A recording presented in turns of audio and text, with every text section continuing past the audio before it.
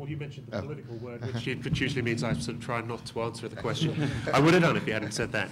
No, I was just sort of reflecting on your observations, and I'll perhaps just sort of go back. I lived in Hong Kong, as I've mentioned, in the 1990s. I was there in the Asian financial crisis, and residential property prices corrected by 50%.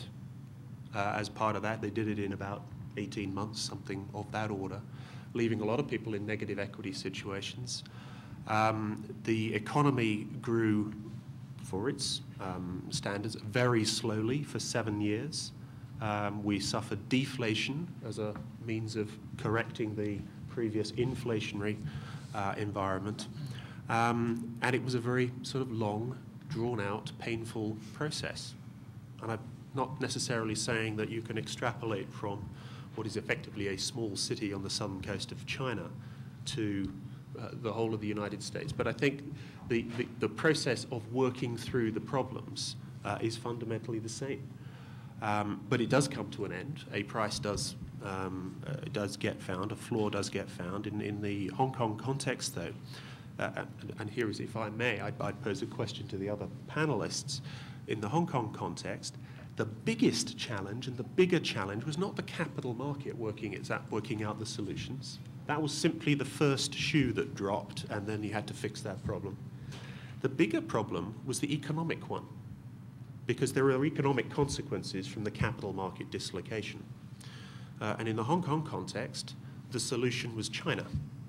China's growth spilled over into Hong Kong. There were measures taken that encouraged that to feed into Hong Kong, and that's what brought the economy back.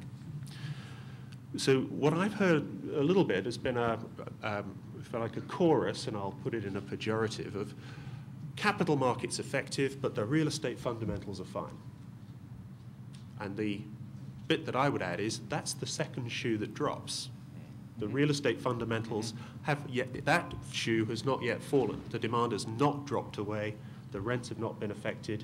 That side is yet to come. That's the question. But how long a process that is and that takes, and what brings the confidence back, is, for me, that's actually the question. And from my perspective, I think you're spot on in asking it. That is why I'm so fundamentally bearish on retail right now.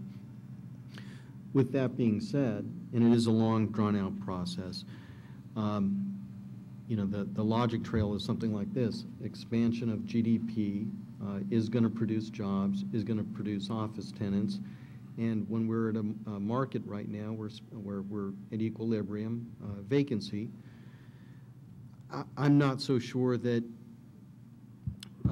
the capital market event that we're going through right now isn't going to serve as a benefit to office stakeholders today. And I'm only drawing this conclusion specific to office. Someone else could respond to residential.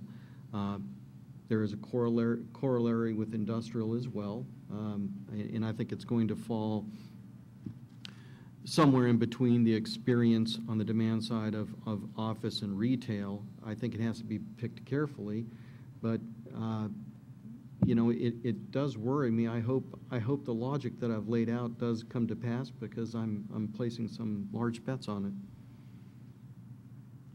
My comments were qualified with soft landing, and I think you're suggesting if the soft landing takes too long, it's not a soft landing, which is correct, which is absolutely correct, and possibly it may not be a soft landing, which is why I think we need to wait a little bit longer. From our perspective, we need to wait a little bit longer, perhaps to early next year, before we know which side of soft landing we're on.